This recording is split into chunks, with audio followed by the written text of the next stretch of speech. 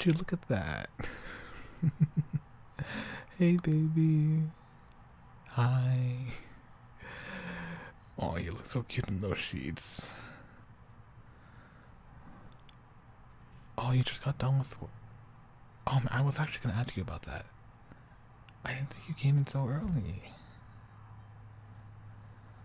Yeah, did you get all your work done? All of it? Wait, so that means we have... Oh, finally. I've been waiting day in and day out just for you to be... just for you to get through all your work, and I'm so proud of you, baby. I'm so proud of you. Oh. Oh. Finally. Now we have the next week to ourselves. It's a week, right? Yeah? Oh, okay, good, good, good, good. Sorry, I'm just... I don't know, we haven't gotten any time together like this. At least not for this long. I mean, we got, like, our mornings and our nights, despite it being, like, pretty short since we're either really, really tired or we have to get ready for work or whatever, but... okay. Can I come in bed now? Yeah? Okay. Alright, I'm coming in. I'm coming in, babe. Just scooch over.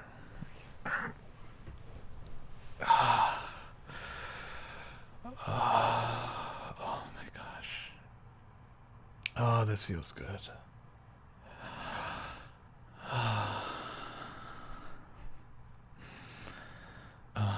Yeah, I had a really long day too. Well, I mean, you know about all those projects and shit, because, you know, exam season kinda sucks. Yeah. I mean, I was kind of procrastinating for, like, the entire week, but, I mean, I got everything done, right? That's good. But I mean, you got all your shit done. You got all your shit done. I don't get how you did that. I'll be honest. I spend so much time doing literally everything else other than what I'm supposed to do, and you're just here being all like, you're just here being all like productive and shit, and I'm just like, man, I envy you. I really do. But I'm also really, really proud of you. It's very admirable how much you do. Yeah, really, I'm serious. And no, this isn't just me being giddy. I'm being genuinely serious. I'm very proud of you, baby. I'm so very proud of you.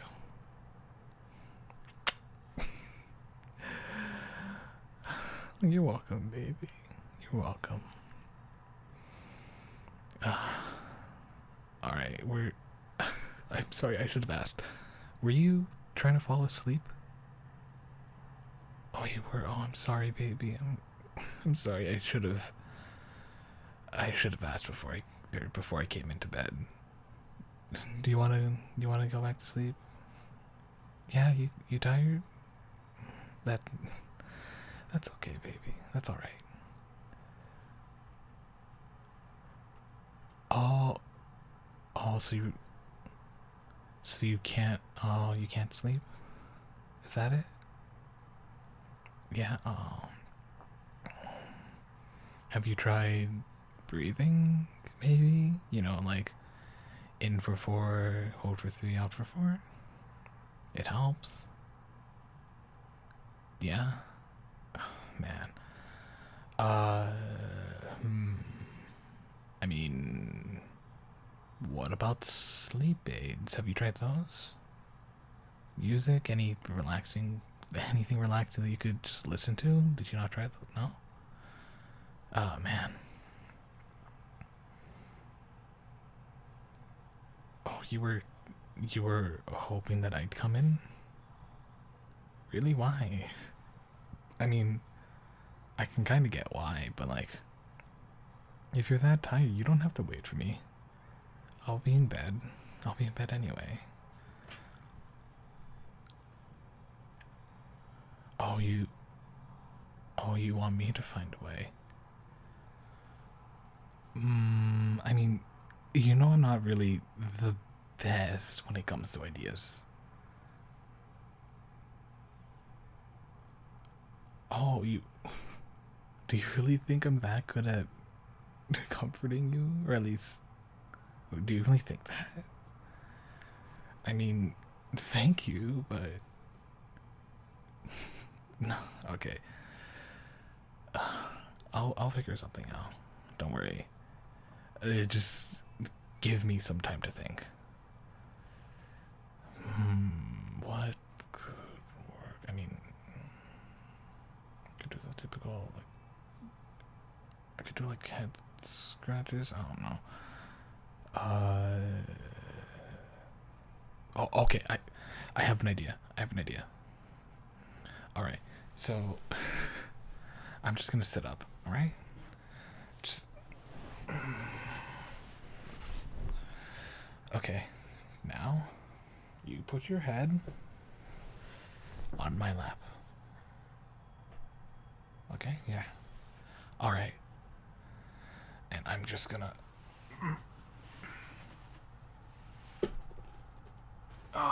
Okay.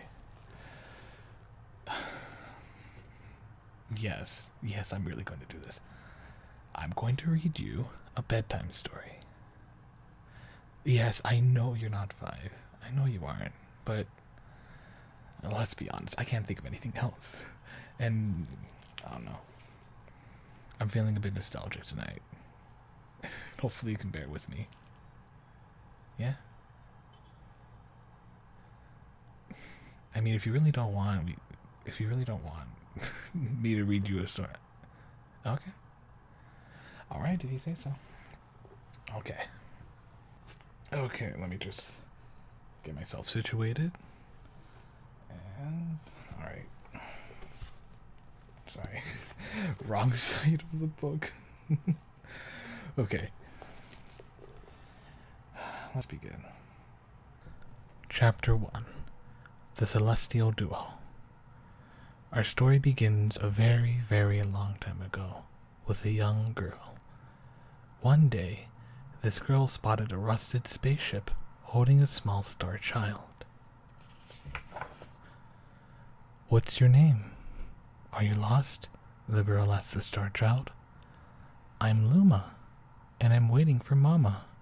She's coming for me on a comet," said the star child, who had been waiting day and night. "Don't worry, I'll wait with you," the little girl promised Luna.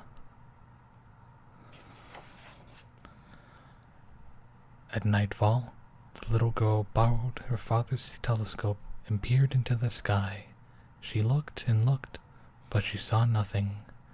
Hours turned into days, and then years, but still the sky revealed nothing. Finally, the little girl sighed and said to Luma, "If we stay here looking much longer, I'll be an old lady soon." But then she had an idea. "Why don't we go out there and find your mother ourselves?" The girl and Luma fixed up the rusty spaceship, and then the two set sail into the starry sky. And this is how the search for the celestial mother began. Chapter 2. Starbits. Days passed with no sight of the comet, or even a single planet. Instead, asteroids extended for as far as the eye could see. "If I had known it was going to take this long, I would have packed more jam," said the little girl, above the rumble of her belly. Before they left, she had packed all the essentials: telescope, butterfly net, stuffed bunny, bread, milk, jam, and apricot-flavored tea. But I forgot to bring water. At this time, Luma burst into gales of laughter, and the girl began to pout. "As long as I have starbits, I'll be fine," said Luma. "Want some?"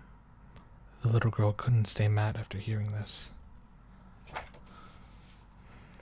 Luma continued to laugh, and the girl couldn't help but join in. "All right, maybe just a nibble. Leaning far out of the ship, the pair began to collect star bits with the girl's net. They almost fell out a few times, but they kept on collecting. The star bits tasted like honey. Chapter 3. The Comet. A beam of light pierced through the ship's window. Thinking it was the morning sun, the girl peered through the window, only to find a turquoise-blue comet shimmering at her. The little girl shook the sleeping Luma awake and shouted excitedly, "We have to get to the comet!"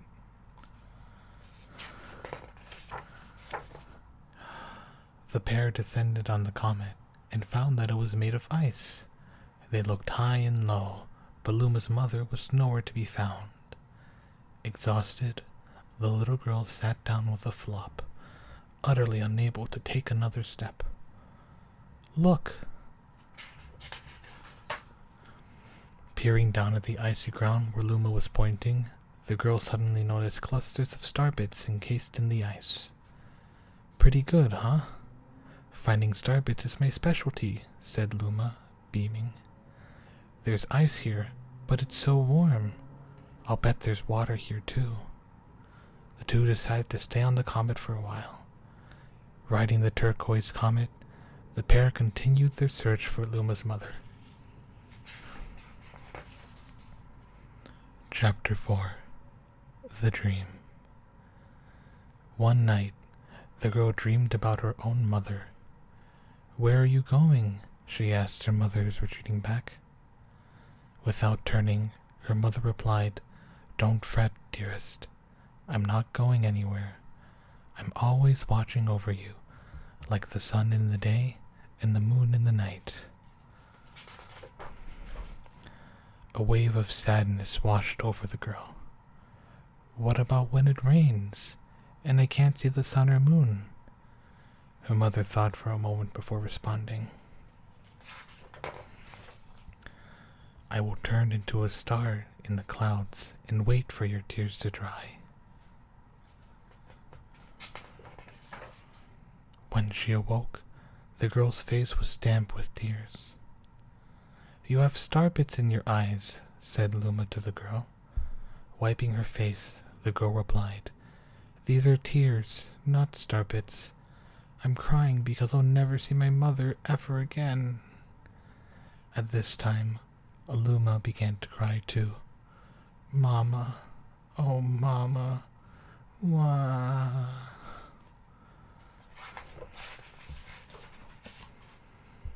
The pair traveled through the starry skies, and though they encountered many other comets, not one of them held Luma's mother. Luma was disappointed.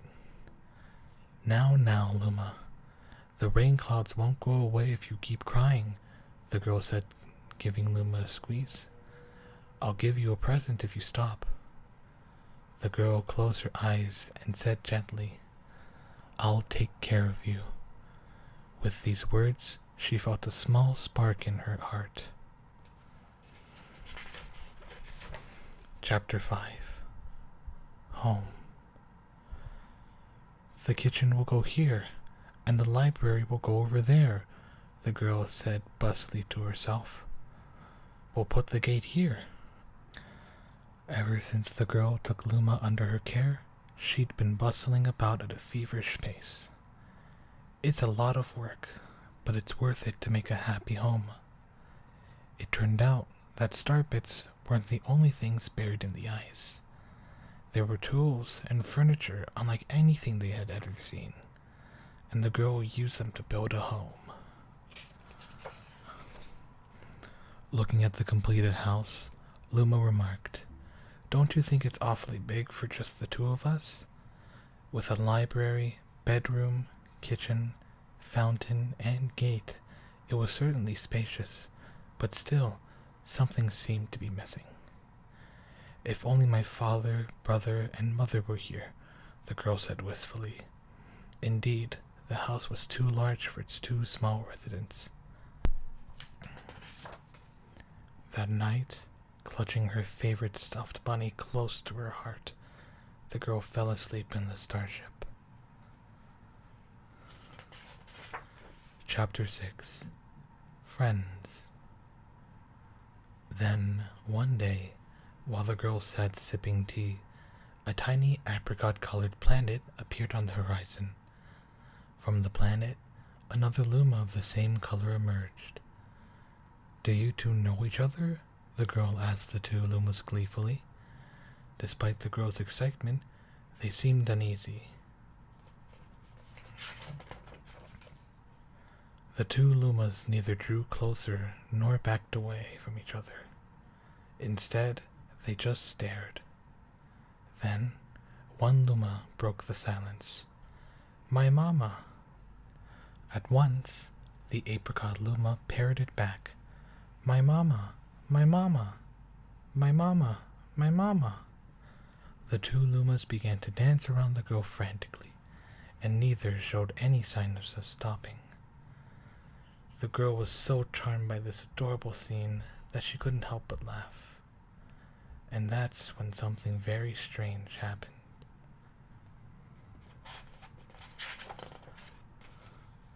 Suddenly, more Lumas began to pop out from the apricot planet.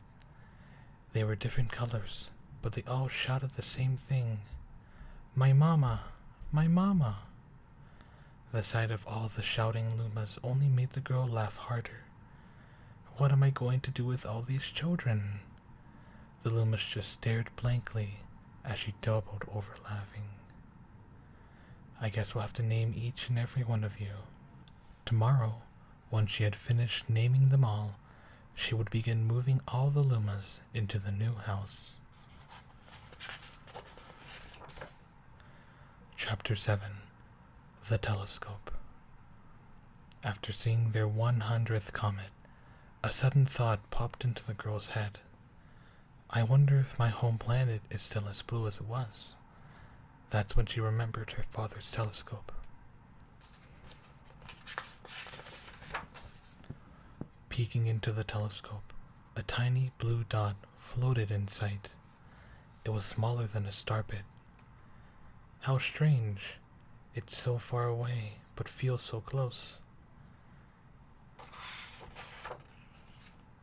She twisted the knob of the telescope, and the blue dot grew until she could make out a grassy hill dotted with flowers. It seemed very familiar to her. Zooming even closer, a terrace on the hill came into view. "I used to go stargazing there when I lived on my home planet." She remembered rubbing the sleep out of her eyes as she followed her father up that hill to look at the stars. She remembered how she and her brother would sled down that hill. She remembered having picnics with her mother on that hill on bright and windy days. And "I want to go home. I want to go home right now." The girl burst into tears, and the Lumas didn't know what to do. "I want to go home. I want to go back to my house by the hill. I want to see my mother." The girl was shouting now, her face wet with tears. "But I know she's not there. I knew all along that she wasn't out there in the sky. Because... she's sleeping under the tree on the hill." The girl's cry echoed through the stars, and a hush fell over the area. Chapter 8. The Wish. Though usually quite cheery, one day the girl became sad again. Luma drew close and tried to comfort her. "Mama, you still have me. And don't be sad about your mama, because she's a part of you. That means she's always close by. It's like me. I love starbits because they remind me of my mama." No, the girl said, unable to stop the tears. A lonely look flickered across Luma's face, but it was soon replaced by a wide grin. I have an idea. I will transform into a comet, a soaring comet that can carry you all on this journey. With that, Luma, trailing bands of white, soared high into the sky and just as quickly started to plummet back down. Kaboom! Kablam! The ground shook, and a bright light poured out of the crater that the Luma had created.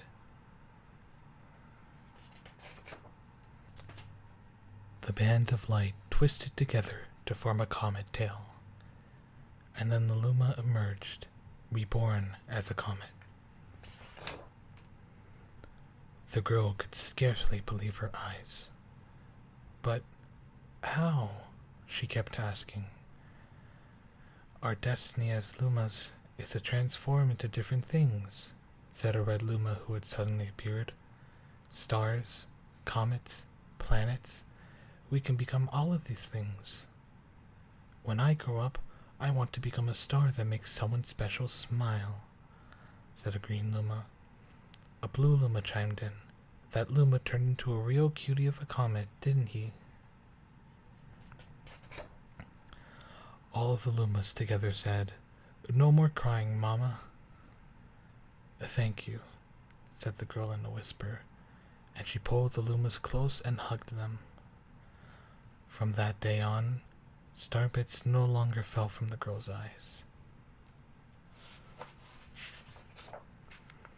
The comet set forth for the girl's home planet, its long tail blazing proudly behind it.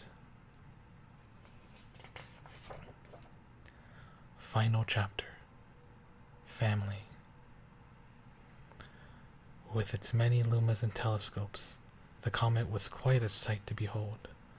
The girl and the lumas were proud to call it home. At a welcoming party for a new luma, the girl gathered everyone into the kitchen and said in a louder voice than usual, All right, everyone, let's make a cake sprinkled with star bits.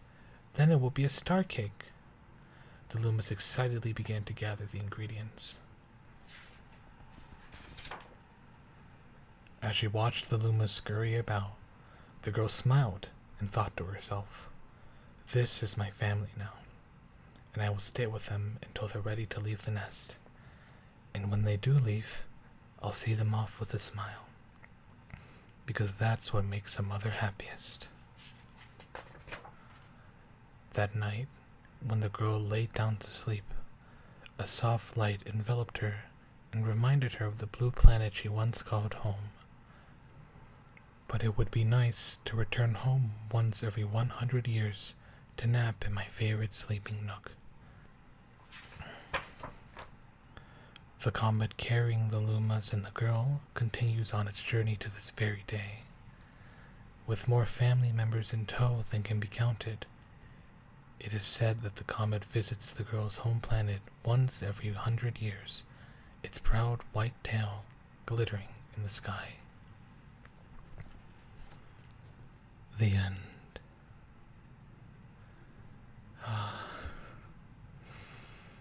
I love that story, man. Aw. Did they fall asleep? Aw. Guess it really did work. Alright then.